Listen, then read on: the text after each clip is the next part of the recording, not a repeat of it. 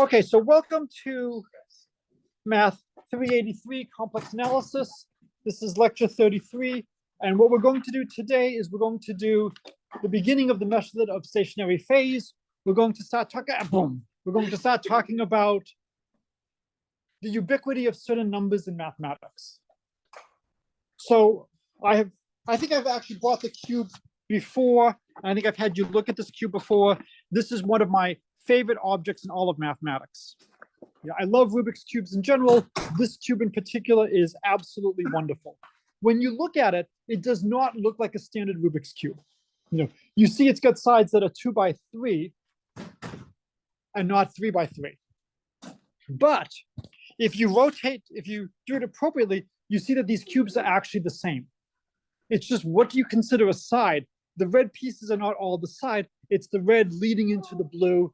That's the side, that's the front face. And once you look at it the right way, you all of a sudden know how to solve it. You can transfer your knowledge of how to solve a regular 3 by 3 to solving this modified windmill cube. And that's what I really want to get across to you today, is to take things that you have to do and try to recast them in terms of things you already know how to do. This is why in the 21st century, what's most important is pattern recognition. Does this look like something you've seen before? I sent you some links about the coming AI revolution. And it's not a bad idea to start thinking about what your future is going to look like in the situation of massive amounts of computer power available. One of the advantages humans have is creativity, the ability to see strange connections. Well, if you have computers that can do billions and trillions of just random comparisons, they can sniff these things out in real time. And so, happy to have conversations about where things are heading. All right.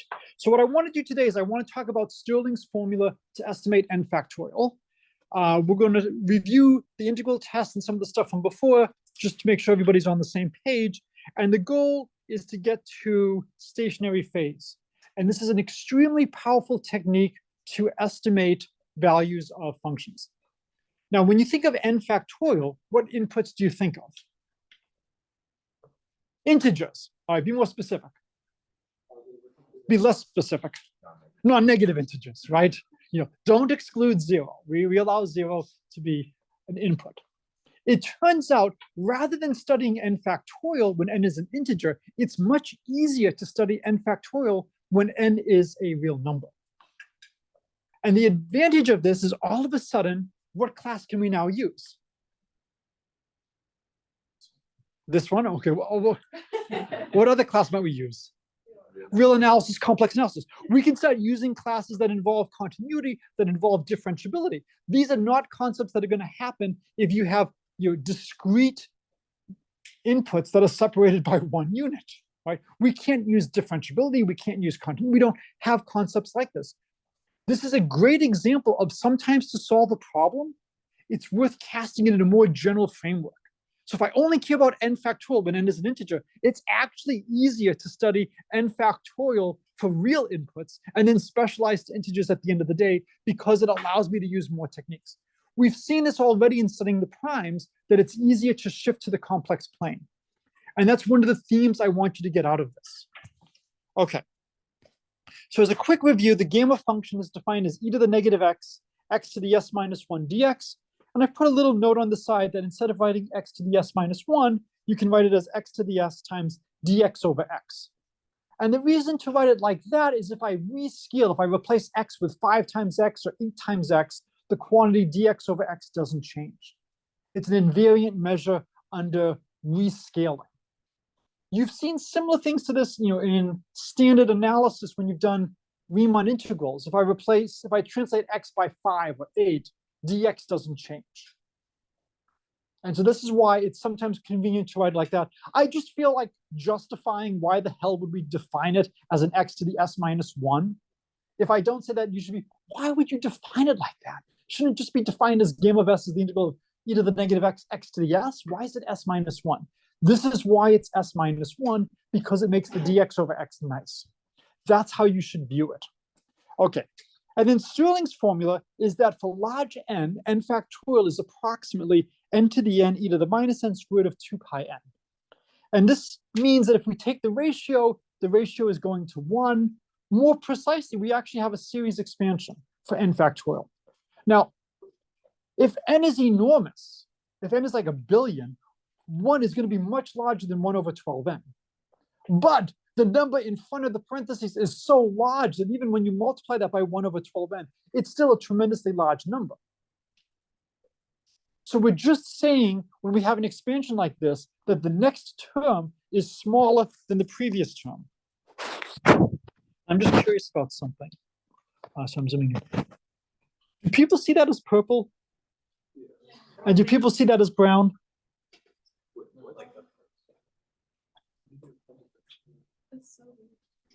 I mean, I'm seeing purple and brown. Okay. Does anybody see dead people? Does anybody even know what movie that's from? Oh, don't say it out loud if you don't. Just say, does anybody know what movie that's from? Okay, I feel a little bit better. Okay, so we're not saying that the terms are small on an absolute scale. We're saying they're small on a relative scale. Relative to the main term, the next term is much smaller. And as n goes to infinity, it's not going to really matter. Okay? So we did the integral test before. I'm not going to go through in much detail. I've linked to one of my Calc 3 lectures on the integral test if you want to see more. But basically, you can often approximate a sum by an integral. And you sometimes have to play some games in terms of the first and the last term. And you can use that to get your errors. Now, when you see n factorial, you might not be thinking of an integral. But as soon as you see n factorial, what should you be doing? Log, thank you, right? So we know the log of n factorial is going to be the sum, k goes from 1 to n, of the log of k. And that's approximately the Riemann sum, 1 to n, of log of t dt. The test just makes this a little bit more precise. And you can estimate what the error is going to be. You can look at what happens when you approximate going to the left and the right, when you overestimate, underestimate. And we can see we're actually doing a pretty good job. We have n to the n, e to the minus n on both sides. And then we have e on the lower bound and en on the upper bound. And the geometric mean of e and e times n is what?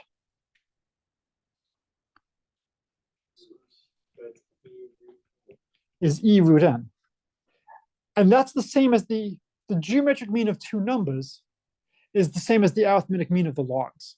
And since we're taking a log here, what this is basically just saying at a high level is if you forced me to guess, I would probably guess that it's probably n to the n, e to the minus n, square root of n. And that's actually what it is. And you can make this more precise, we will do so. But again, this is just the integral test. This is a quick, fast, dirty way to get some feel for what's going on. You should know how to do this after having taken real analysis and all that stuff. I think we've done this calculation before. I'm not going to go through this in detail again. I'm just going to leave this here if you want to look at it again. Whenever you are given a formula in mathematics, you should don't be looking at the exam unless you want to start it. Right, as soon as you look at it, you can't talk to anyone about it.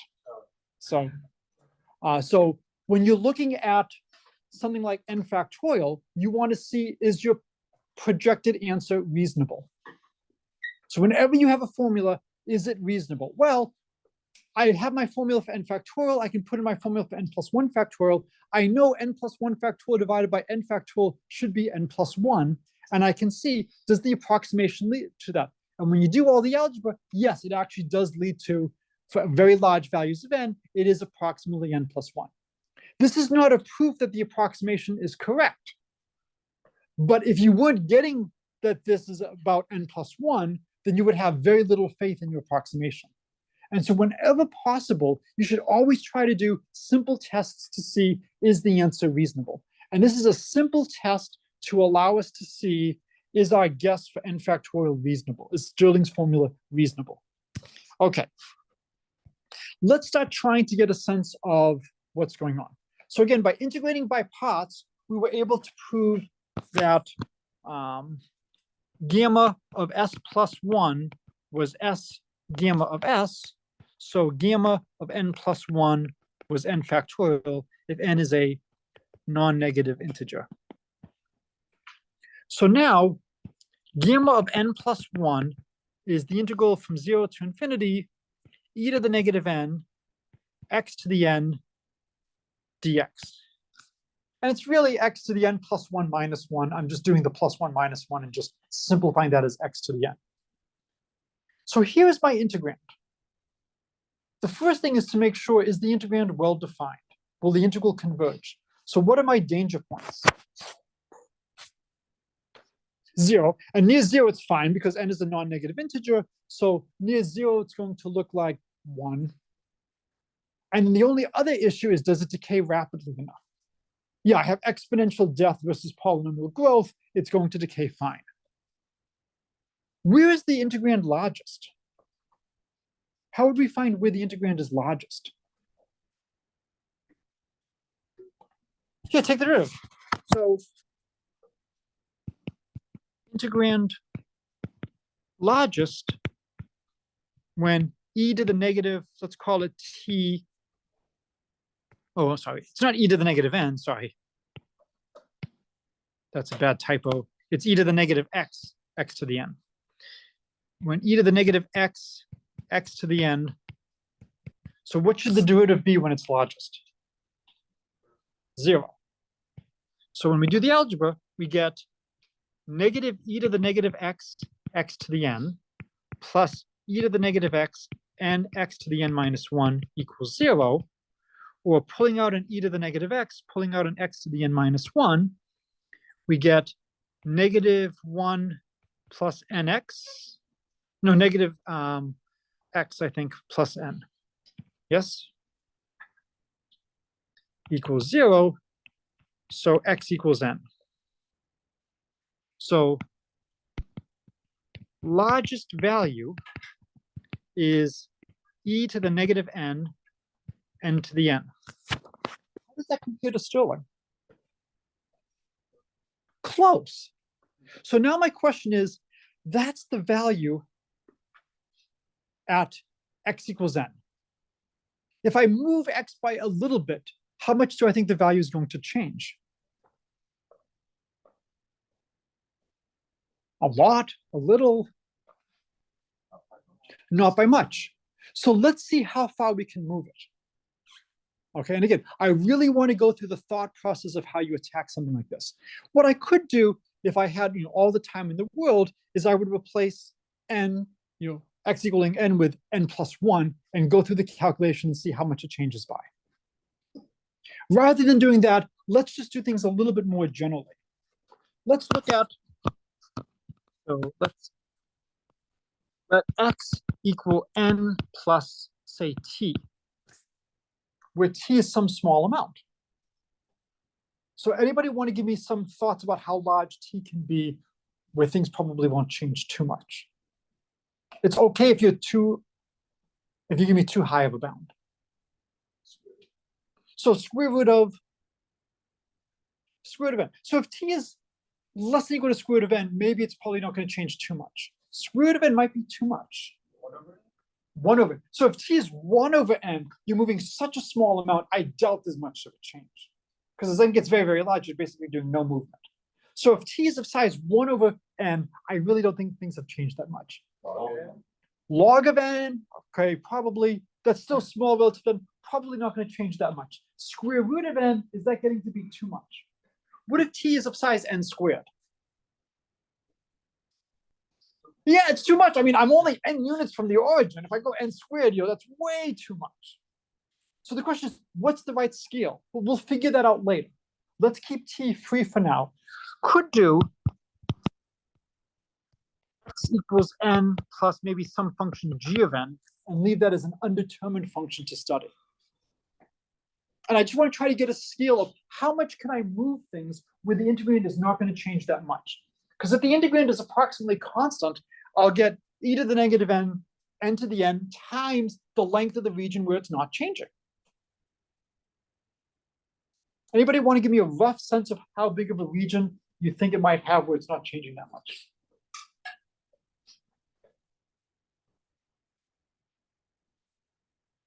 If you've been paying attention, there's a natural guess. How big of a region do you think I can move where the integrand probably won't change too much? You can be off by log of n or something like that. Okay, so on the order of square root of n. Why square root of n? Okay, I do not want I do not want to be so close to get constants. But why are you thinking something on the order of square root of n? Not geometric. Well, that was from the integral test. We know because someone has told us, Stirling's formula is n to the n e to the minus n squared of 2 pi n. We're seeing the maximum value is of size e to the minus n to the n. So if I had to guess, I might say, maybe I can move on the order of square root of n without the integrand changing too much. And then maybe if I move a little bit too much beyond that, it's going to quickly crash down. Well, I think another like motivation for that is maybe that like if you go either way, like the exponent is like moves by on the order of n over 2 or something. Okay, but why n over 2? I mean, I'm just thinking that it's like kind of like a multiplication, like a constant multiplication of the exponent multiplied by like an exponential function that decays very quickly. So yes. Should, like, not matter. Right, but looking at this, I don't immediately see why it should be square root. Yeah, fair enough. Yeah. Well, all the other ones are even better. Like if you did like third root, it would be. So right, and then so it's not clear how far I can move. If I had to guess from knowing the answer, I might guess on the order of square root of n. But I could be off by some logs. I could be off by some small powers of n. Let's try to see what happens. X equals n plus t. So I would get e to the negative x plus t, and then I would have x plus t to the n. But actually, I'm sorry, it's not x plus t, it's n plus t.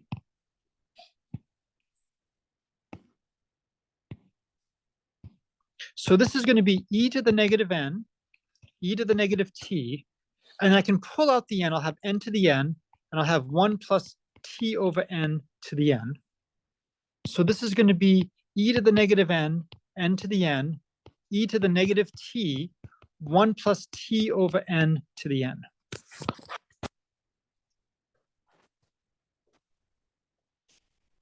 So how would I try to understand what's going on for very large values of n?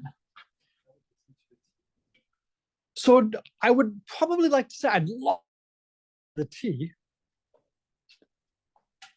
and then that would cancel with e to the minus t, right? So if t is of size 1, 2, 3, 100, 1,000,000, 1,000,000,000, if t is any fixed number, then yes, as n gets very, very large, this factor is going to go to e to the t, which will cancel the e to the minus t. And so I don't really expect to see that much of a change if I move any fixed amount. But that's not allowing me to move on the order of square root of n. How can I figure out how far I can take t? I need to understand this quantity. How can I understand that quantity? Could we, is some derivative? Nope. No. Yes. Log, right?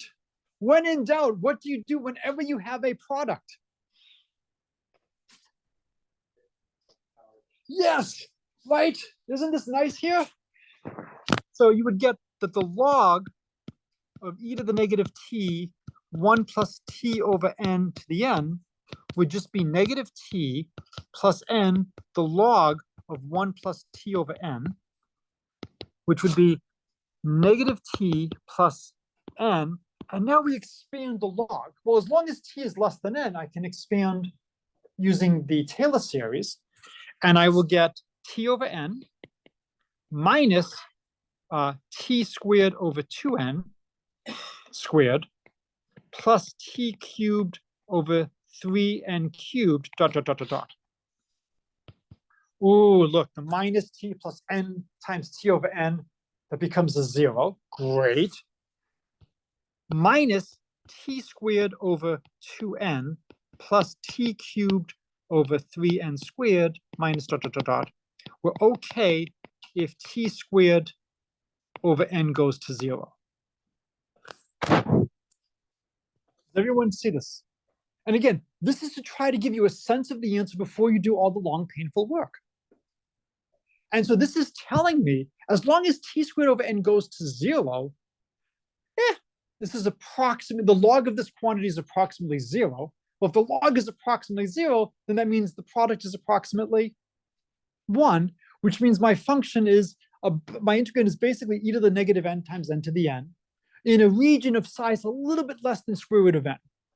So this tells me I expect it to be essentially extremely close, at least, to e to the minus n, n to the n, square root of n, divided by anything that goes to 0 with n as a nice lower bound. And then, of course, once I get up to there, now this starts to matter a little bit. Now I start to get some decay from the highest value. Yes? Wait, but so when t is exactly square root n, aren't we left with like a 1? Yes. Well, once we're there, then the value starts crashing. And so if t is equal to the square root of n, this would become now negative 1/2. You would have an e to the negative 1/2. It would be a constant factor smaller than the largest value of the integrand. So once you reach that critical threshold of square root of n, the value starts to crash. As soon as t is greater than that, if t was equal to, say, square root of n log n, then that would be enough so that you would now have essentially e to the negative log, and it would essentially be 0. So once you go a little bit beyond square root of n, the contribution is going to be very small. Yes. I mean a little bit beyond in terms of size. So larger than square root of n. Yes. But wouldn't this be for the change of the integrand? But like, if we take the integral over the whole integrand, wouldn't like the error kind of be different? So we need to see how is it decreasing as we go further and further down. And so what I want you to see is that if I go up to a little bit less than square root of n, the integrand doesn't really change by that much. The integrand is still basically e to the minus n, n to the n, over a region almost as large as square root of n. And in fact, we can even move on both sides. So that would give you something of size maybe 2 square roots of n. Now, once t hits square root of n, now things start to change, and these approximations, now you have to be a little bit more careful. The integrand is changing. But as long as you are not too far from n, the integrand doesn't really change that much. And we need to figure out what is the correct scale. What does it mean to be not that far? And here, to be not that far means a little bit less than square root of n. Root n over log n would easily be fine. Okay, so this tells us that at least Stirling is reasonable. Okay, so what I want to do now is I want to talk about one way to prove Stirling's formula is to use the central limit theorem. I love this backdoor approach. And one of my goals is to show you how so many different subjects in mathematics are connected. We will get to the Heisenberg uncertainty principle, which is a mathematical theorem, which amazingly has applications in physics. All right, so we'll get to that later. So today, I want to talk about a Poisson distribution. How many of you have seen a Poisson distribution? Okay, if you haven't seen it, it is a probability distribution on the non-negative integers, and the probability that it takes on the value n is lambda to the n e to the negative lambda over n factorial. Lambda is a positive number. I'll say strictly greater than 0. So lambda is my parameter. Okay, so as an exercise, you need to show that this is non-negative and that this sums to 1. The non-negative is not so bad. The fact that it sums to 1 is just the series expansion of the exponential. If you sum this over all n, lambda to the n over n factorial is just e to the lambda. And then when you multiply by e to the minus lambda, you get 1. That's why we have the e to the minus lambda there. It's the normalization so that this is a probability distribution. I will talk about this many, many times. The central limit theorem says if you have a bunch of independent, identically distributed random variables, they all have the same density, and you look at their sum, then their sum converges to being normally distributed. And so if their means are mu, then their sum is going to have mean n times mu. If their variance is sigma squared, then their sum is going to have variance n sigma squared.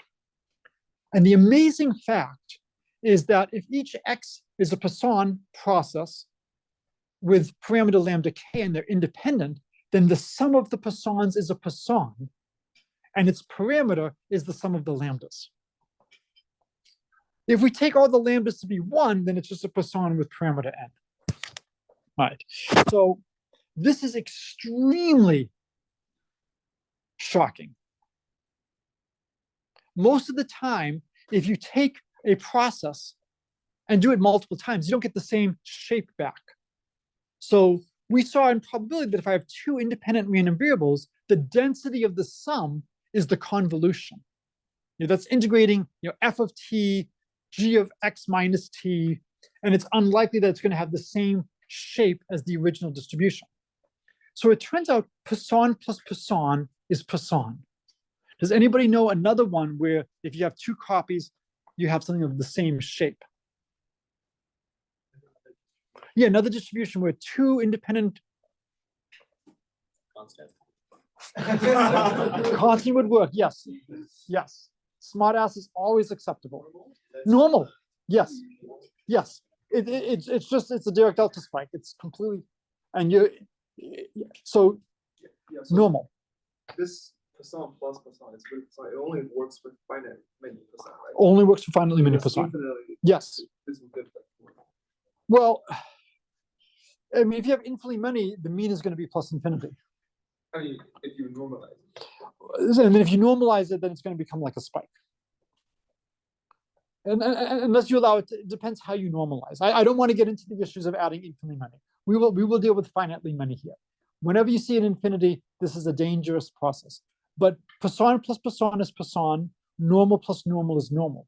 It's an interesting question as to which distributions in life are stable, where if you have two copies of them and you add them, you get something back of the same shape. Maybe the parameter values are different, that's fine, but it's still the same shape. So let's prove this. There's a couple of ways to prove this. This is so important. Let's do it a couple of ways. We need to do the algebra. So I want to calculate, let's say, x1 is Poisson with parameter lambda 1. x2 is Poisson with parameter lambda 2. And I want to show that, let's say, x1 plus x2 is Poisson with parameter lambda 1 plus lambda 2. If I can do this, then I can easily do the case if I have 3 by just grouping. I first add x1 and x2, and then I add x3. So if I can show that 2 Poissons add up to a Poisson, then I can do 3 by just grouping in parentheses. It's the same way we prove the derivative of a sum is the sum of the derivatives for just 2 functions, and then you get it for 3. So let's calculate the probability that x equals n. This would be the sum, the probability of x1 equals m, and then the probability, what would x2 have to equal if I want the sum to be n? N minus m. And then my possible values, m would go from 0 to n. Okay, so now, what's the probability that x1 equals m? That's going to be, so I'll have the sum, m goes from 0 to n. I'll have lambda 1 to the m, e to the negative lambda 1 over m factorial, right? And then the next one would be lambda 2 to the n minus m, e to the negative lambda 2 over n minus m factorial. And if everybody's really quiet, you can hear a certain factor that wants to be here. I'm sorry? Yeah, this wants to be a binomial coefficient. So we multiply by n factorial over n factorial. Can we do that? Yeah, I'm multiplying by 1. And now we can see we have a binomial coefficient lurking. And so I can pull out the n factorial. Now I have e to the negative lambda 1 and e to the negative lambda 2. That's e to the negative lambda 1 plus lambda 2. And then I'll have a sum. M goes from 0 to n.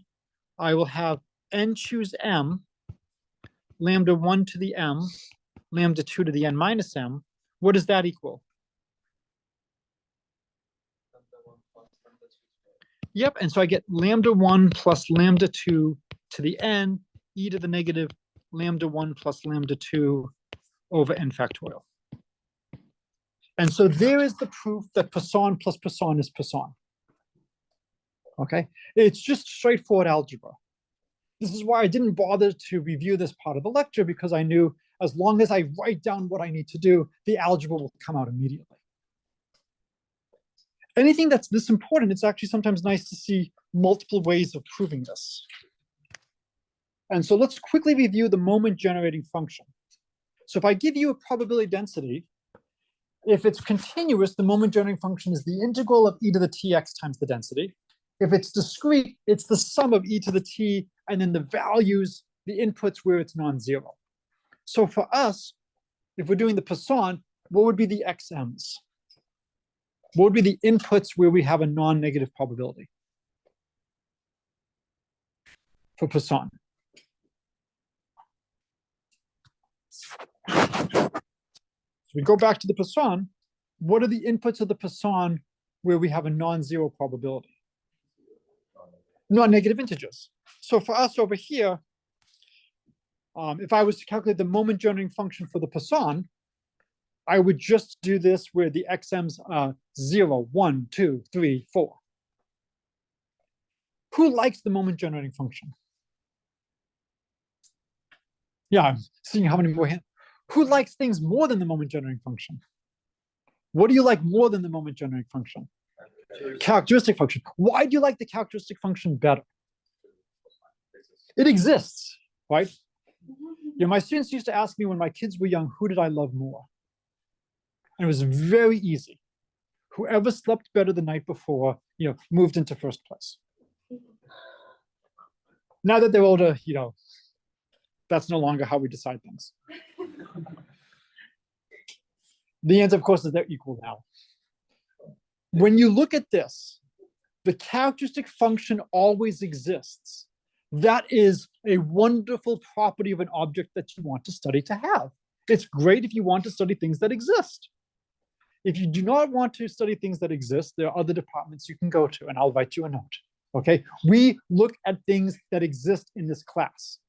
If I give you something like the Poisson distribution, we have to wonder, will this moment generating function exist? Well, let's think about it. Let's calculate the moment generating function of the Poisson. So let's say x is Poisson with parameter lambda, and the moment generating function is going to be the expected value of e to the tx. So this will be the sum, n goes from 0 to infinity, and it's going to be e to the tn, and then the probability that we take on the value n, which would be lambda to the n, e to the minus lambda over n factorial. So do we think that this is going to converge? It may not converge for all t, but maybe it should converge for some t.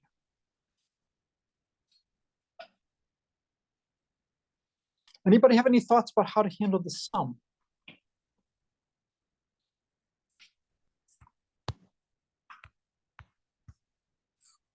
How should I do the algebra?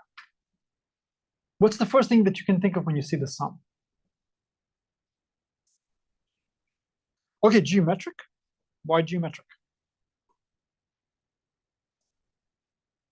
Okay. It's not quite geometric though. Okay, I can move the e to the negative lambda outside. And I have a sum, n goes from 0 to infinity. I have a 1 over n factorial. I have e to the tn and lambda to the n. Isn't this just e to the t? Well, how should I handle e to the tn times lambda to the n? How should I write that?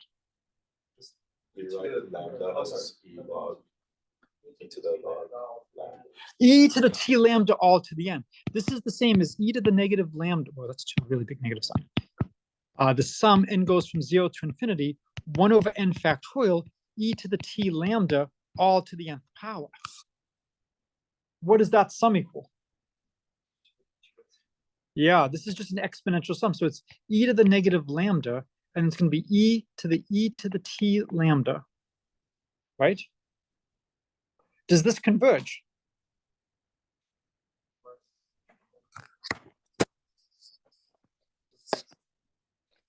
So does this converge for any fixed t? The Taylor series converges actually. The Taylor series converges everywhere. So are you surprised? So if t is negative, I'm not surprised. If t is positive, are you surprised that this converges? I mean, factorial grows something. The factorial grows very quickly in the denominator. We have this n factorial.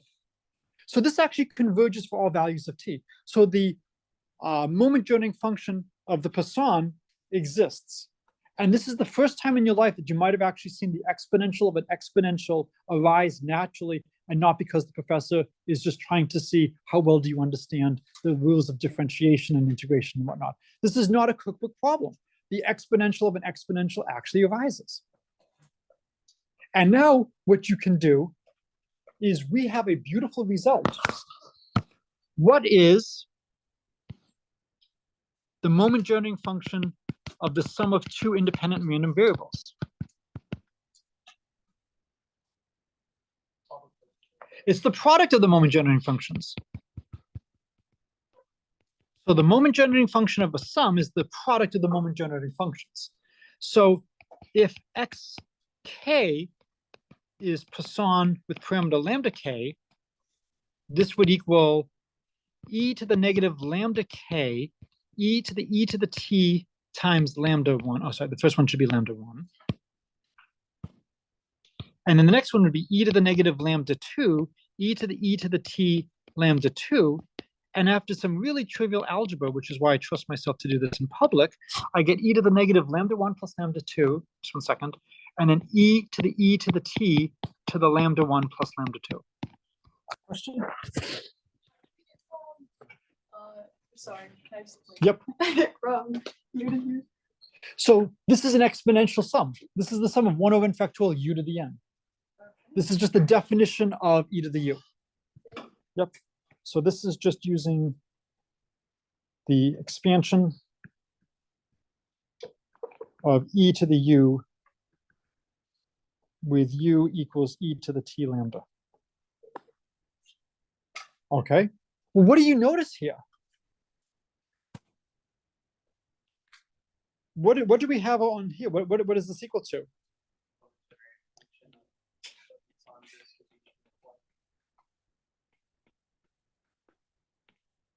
So what have we just shown? What did we just prove? Don't use words like it. It is not descriptive. So did we just prove Poisson plus Poisson is Poisson? Ah, good. You're mathematicians, not physicists or economists, right? We just proved that this has the same moment generating function as the moment generating function of a Poisson. So we would love to then somehow invert this and get from the fact that because they have the same moment generating function, they must be the same function. Okay? You can do that. I will leave that as an exercise for you to think about. It's actually easier not to use moment generating functions, but generating functions and think of probabilities of events. But you have to be a little bit careful. Because things are discrete, it's actually not that bad to do the inversion here. If it was continuous random variables, it would be a lot harder. But because things are discrete, but again, the whole point of this was to just make sure you guys were good, that I could not slip things past you, right? We've only shown that the moment generating functions are the same. That doesn't mean that they are the same. Yes. Do we assume here that x1 and x2 are independent? Yes, yeah, no, we have to. If they're not independent, you can't do this. So I'm assuming they're independent Poissons. One of my favorite jokes is about the classical scholar who spent his entire career trying to prove the Iliad and the Odyssey were not written by Homer, but by another blind Greek of the same name. So you have to now somehow go from the fact that they have the same moment generating functions to, does that mean that they have the same density? I was just gonna ask, like, how do you, like, just high level do this conversion? I don't want to talk about that now. I'm happy to talk about that afterwards. It doesn't use accumulation. You might, I mean, you can try to do this with accumulation points, and this would actually work if T was complex. So that's one way to try to do this. The fact that it's a discrete distribution makes things a little bit nicer. And we know it's a discrete distribution. Okay, so now that we know that, just to make sure everybody remembers, there are certain distributions that you just have to know. You need to know the standard normal, or more generally, a normal with mean mu and variance sigma squared. So that's what the distribution on the top is. The normalization factor 1/square root of 2 pi sigma squared is so that it integrates to 1, e to the negative x minus mu squared over 2 sigma squared. Okay.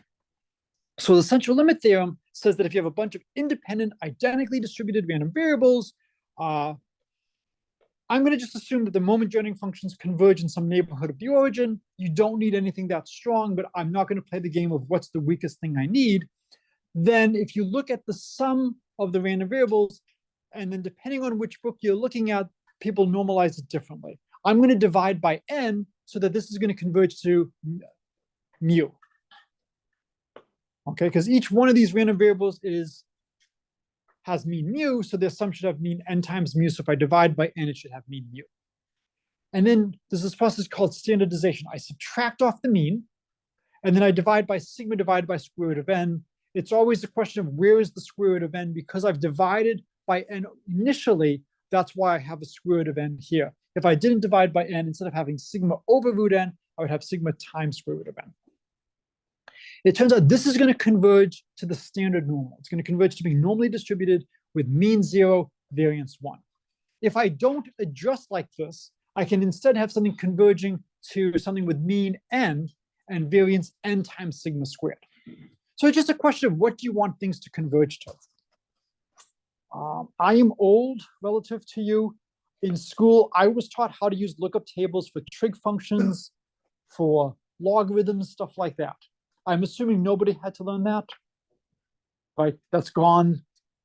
They used to have in probability books, tables of values of the normal distribution. And I say the normal distribution because it was the standard normal. Because if you had any other normal distribution, you could always adjust so that you only needed to know that. So for a lot of things, we just do these adjustments to make it easy for comparison. We're going to have it converge to the standard normal. Sometimes it's nicer if you don't do to the standard normal. So now, let's look at k Poisson random variables. And let's assume that they all have parameter 1. So by what we've said before, it's going to converge to a Poisson with parameter n, right? And so what I'm going to do now is I'm not going to normalize. Because I'm not normalizing, the sum is going to converge to n. And each one of them, you can calculate what its variance is. And you can see that the variance is going to be of size n. So as an exercise, I think I have some space over here. Yeah. Let's show that if x is Poisson with parameter lambda, find mean, which is the expected value of x, and find the variance,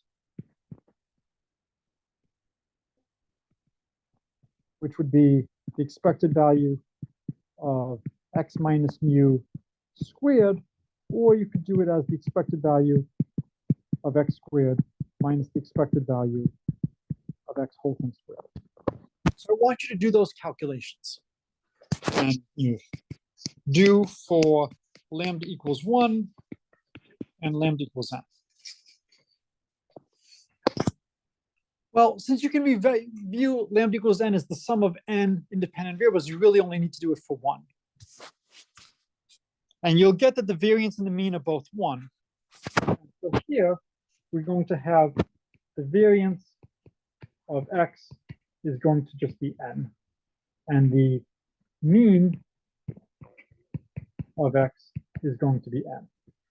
So the standard deviation of x will be square root of n, and here x is just x1 plus xn. Okay. So if you just do the calculation, you will see that the Poisson with parameter 1 has mean 1 and it has variance 1. The Poisson with parameter n will have mean n and variance n. Now, this is where the miracle happens. The central limit theorem kicks in and says if you have n copies of an identically distributed random variable that are independent, it converges to being normally distributed. But the Poisson distribution is stable. What's Poisson plus Poisson? And Poisson plus Poisson plus Poisson? Poisson. So we know what the density of a Poisson is. If it has parameter lambda, it's just lambda to the n, e to the minus lambda over n factorial. If I have n Poisson random variables where they each have parameter 1, what's the parameter of their sum? N. And so now if I jump back over here, where is it? The probability that x equals n, well, this is a Poisson with parameter n. So the probability that I take on the value n is just n to the n, e to the minus n over n factorial, because lambda equals n. But by the central limit theorem, the density is approximately normal. I know what the density is for the normal distribution, 1 over square root of 2 pi, e to the negative x minus mu squared over 2 sigma squared. So I now use mu equals n, I use sigma squared equals n, and this is the normal distribution. Yes? Maybe some sort of like a normalization, because like one Poisson is Yes. to apply CLT. That's And so here's n plus 1, here's n minus 1. And so what I'm going to say is the probability that I take on the value n is going to be everything from n minus a half to n plus 1/2. And so if I integrate the normal between n minus 1/2 and n plus 1/2, that should be approximately the probability that I take on the value of n. So the central limit theorem, probability that x equals n should be roughly the integral from n minus, that's a terrible n. I just got excited. N minus 1/2 to n plus 1/2 of 1 over square root of 2 pi n e to the negative x minus n squared over 2n dx. Okay, well, this is not a bad integral to do. What's the easiest value of x to evaluate this integral at? N. And when we take x equals n, we get the exponential is 1, so we get a 1 over square root of 2 pi n. X is only moving by at most a half. So you're going to have e to the negative 1/4 over 2n, that's e to the negative 1 over 8n. What is e to the negative 1 over 8n when n is large? Is 1 when x equals 1/2, I'm sorry, when x equals 0, when x equals n, when x equals plus or minus n plus or minus 1/2, we get e to the negative 1 over 8n, which is about 1 minus 1 over 8n, which is about 1. The integrand is basically 1. So how would you estimate the integral?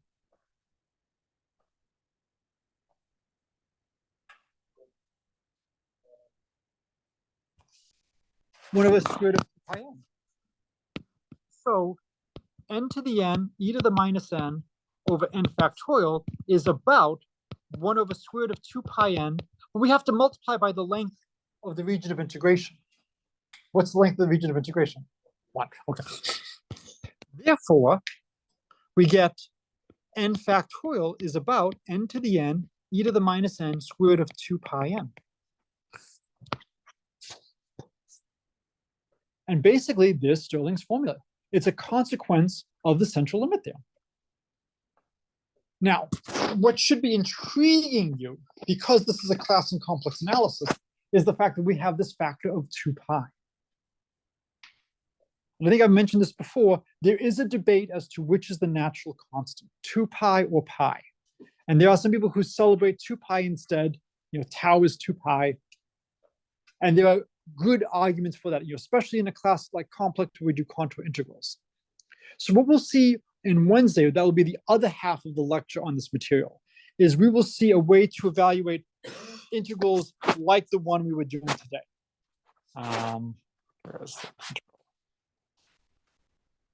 This Gaussian, this gamma integral over here. We will see how to evaluate integrals like this as s gets very, very large and see where the 2 pi comes into play. It's coming from the Gaussian. There is a Gaussian lurking in everything we're doing, and we're going to see that in great detail on Wednesday. All right, so this is a good place to stop.